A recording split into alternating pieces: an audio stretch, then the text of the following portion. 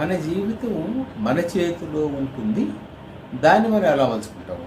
You can go upwards, you can go downwards. ఇంతకుముందు ఒకసారి చెప్పుకున్నాం కదా, నిత్యనిచ్చాడు మీ జీవితానికి. అది దేవుడు అంటారా, మీ తల్లిదండ్రులు అంటారా, ప్రభుత్వం అంటారా, మీరు దానికి ఏ పేరైనా ఇవ్వండి. They had given a ladder. ఆ లేడర్ పట్టుకుని పైకి వెళ్ళదంచారా, కిందకి వెళ్ళదంచారా? పైకి వెళ్ళదంచినప్పుడు పైకి వెళ్తాడు, కిందకి వెళ్ళదచ్చినాడు కిందకి వెళ్తాడు. కొన్నిసార్లు ఏమంటారంటే కొంతమంది, మేము పైకే వెళదామని అనుకున్నాం కానీ జారిపోయాము. జారిపోయాము అంటే ఇక్కడ రెండు రకాలు. ఒకటి, నువ్వు వెళుతున్న మార్గం ఎంత రఫ్గా అవుతుందో నువ్వు చూసుకోవట్లేదు. You are a totally careless. ఎందుకు జరిపోతావు?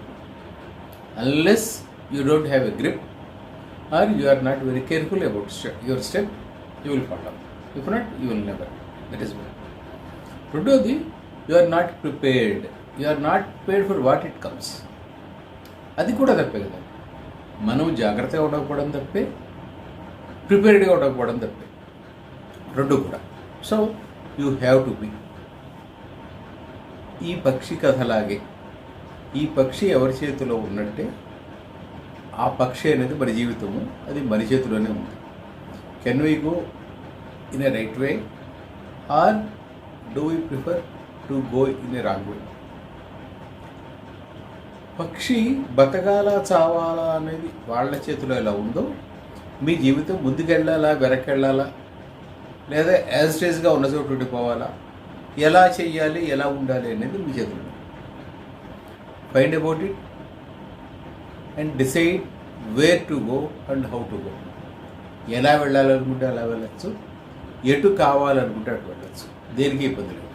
The only thing is you have to decide. That is one. Second thing is, once you decided you have to commit for your self. మీకు మీరు కట్టుబడి ఉండాలి, ఎవరికో కాదు. అది ఎక్కడో అమ్మా నాన్న లేదా భార్య లేదా పిల్లలు, వీళ్ళ కోసం అది మీరు కట్టుబడి ఉండాల్సింది. Commit for yourself.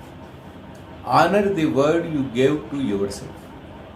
మీ మాటని మీరు గౌరవించుకోండి. పక్క వాళ్ళ మాటను గౌరవించుకొని ఎవరు చెప్పట్లేదు. పక్క వాళ్ళ కోసం వాళ్ళ మాట గౌరవించాలి, అసలు అది కాదు. First honour yourself, honour your word. మీ మాటని మీరు నిలబెట్టుకోండి మీకోసం. And it yields excellent results. ఏ విషయమైనా తీసుకోండి. Started from, make it a beginning. Started from small, చాలా చిన్నదాని నుంచి మొదలుపెట్టండి. మీ మాట మీరు గౌరవించుకోండి, మీ మాటకి మీరు కట్టుబడి ఉండండి. And enjoy the results.